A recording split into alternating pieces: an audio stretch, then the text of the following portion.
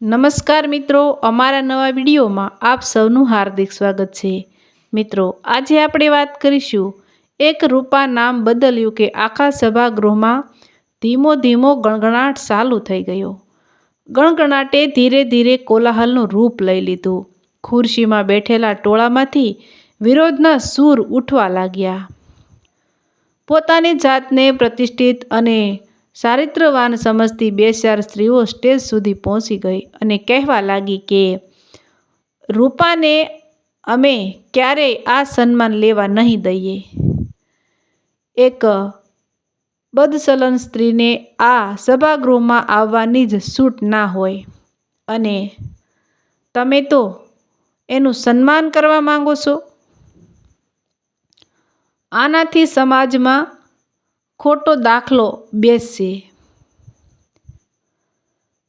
સન્માન કરવાવાળી સંસ્થા હાઈનેશનલ ક્લબના વ્યવસ્થાપકે કહ્યું કે કોણ શું છે અને શું કરે છે એનાથી અમારે કોઈ નિર્બત નથી.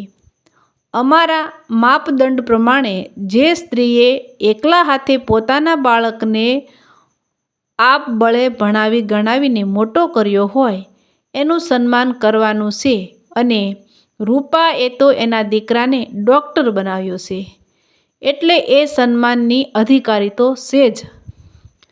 પણ સભાગૃહમાં વિરોધ વધતો જ ચાલ્યો.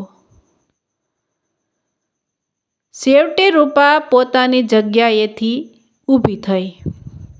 સ્ટેજ ઉપર જઈને માઇક હાથમાં લીધું. આખા સભાગૃહમાં સોપો પડી ગયો. રૂપાએ બોલવાનું ચાલુ કર્યું.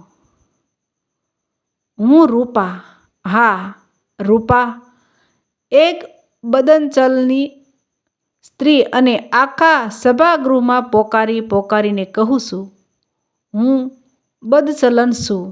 પણ મને બદચલન બનાવી કોણે? આ સમાજમાં ખુલ્લે આમ ફરતા હવસખોરોએ જ ને.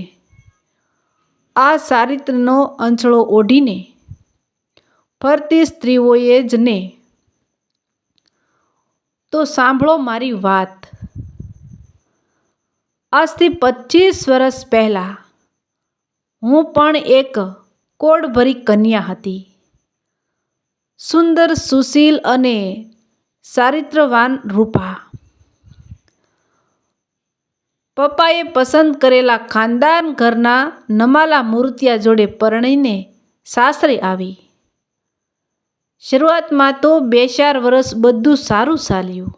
પણ એક દિવસ સાસુ સસરાએ ઘરમાંથી કાઢી મૂક્યા. ભાડાનું મકાન રાખીને નવો સંસાર ચાલુ કર્યો. પણ પતિ સાવ નકામો.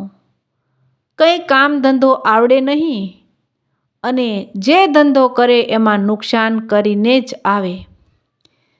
એવામાં અમે 2માંથી 3 થયા.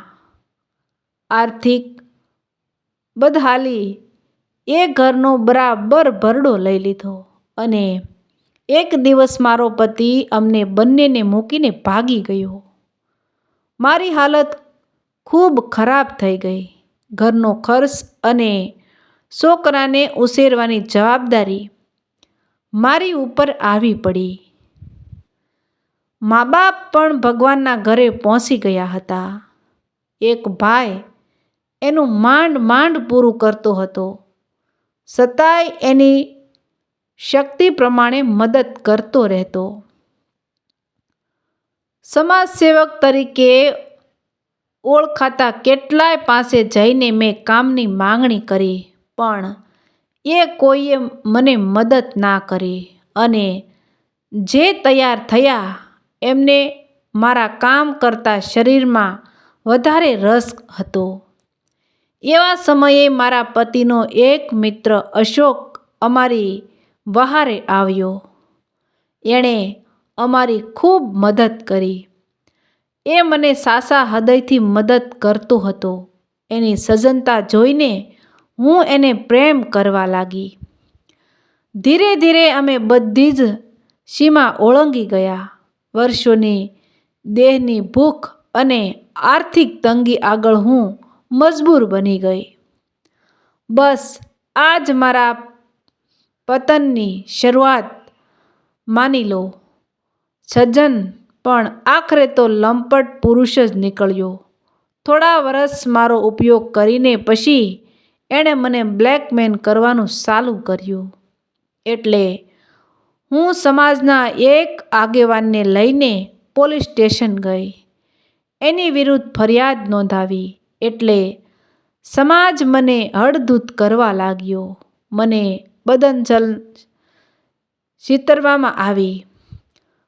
અશોકથી તો માંડ માંડ પીછો છૂટ્યો, પણ ત્યાં સુધીમાં તો સમાજના કહેવાતા આગેવાને કેટલાય વાર મને ઘેરે બોલાવીને દુષ્કૃત્ય કર્યું. હું નિસહાય બની ગઈ. જો એના વિરુદ્ધ કંઈ પણ બોલું તો સમાજ મને જીવવા દે એમ ન હતો. મારી છાપ બદસલન તરીકેની થઈ ગઈ હતી. છેવટે હું સમાજના નીતિ નિયમોના માનતી બંડખોર અને બદનચલ સ્ત્રી બનીને રહી ગઈ. જેણે પણ મોકો મળ્યો મારો લાભ જ ઉઠાવ્યો. હું બદનામ છું કારણ કે મારો પતિ મારી સાથે નથી. નહીંતર કેટલી એવી સ્ત્રીઓને હું જાણું છું કે જેઓ ચારિત્રહીન હોવા છતાં પ્રતિષ્ઠાની સાડી પહેરીને ફરે છે. કારણ કે એમનું પાપ પતિ પાછળ ઢંકાઈ જાય છે. તમારે સાંભળવું જ હોય તો સાંભળો.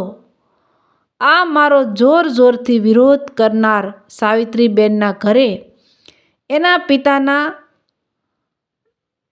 નોકરી ગયા પછી કોણ આવે છે એની પણ મને ખબર છે. અને આ સંગીતા માસીને તો ગઈ સાલ હોટલમાંથી પરપુરુષ સાથે રંગે હાથ પકડ્યા જ હતા ને આ ગીતાડી એના લગ્ન પહેલાં એક છોકરા જોડે ભાગી ગઈ હતી. તે 3 દિવસે ગોતી લાવ્યા હતા. આ ધોળા બગલા જેવા જબ્બો લેંઘો પહેરીને ઊભેલા મોટા ભાગનાની કરમકુંડળી હું જાણું છું. કારણ કે હું બદન ચલન છું ને. મારે તો બધાની ખબર રાખવી જ પડે ને. શરૂઆતમાં ખૂબ લૂંટાણી, પણ હવે હું બધાનો સામનો કરતા શીખી ગઈ છું. પણ હજુ પણ જેને મારો વિરોધ હોય એ આગળ આવે. હું એનો સામનો કરવા તૈયાર છું. કારણ કે બદસલન ફક્ત હું એક જ નથી. આ સમાજના પ્રતિષ્ઠિતોએ ઓઢેલી સફેદ ચાદરમાંય ઠેર ઠેર કાળા ડાઘા સંતાયેલા છે. જેને જોવા હોય એ આગળ આવે. હું એ ડાઘ ઉઘાડા કરવા તૈયાર છું. આખું સભાગૃહ નિઃશબ્દ અને સદબદ બની ગયું. તો મિત્રો, આવા જ નવા વિડીયો જોવા માટે અમારી ચેનલ લાઇક, શેર અને સબસ્ક્રાઈબ કરજો. વિડીયો સાંભળવા બદલ ખૂબ ખૂબ ધન્યવાદ. તો મિત્રો, કોમેન્ટ પણ કરતા રહેજો કે કેવી લાગી વાત. ત્યાં સુધી આવજો. મળશું એક નવા વિડીયો સાથે. ત્યાં સુધી આવજો.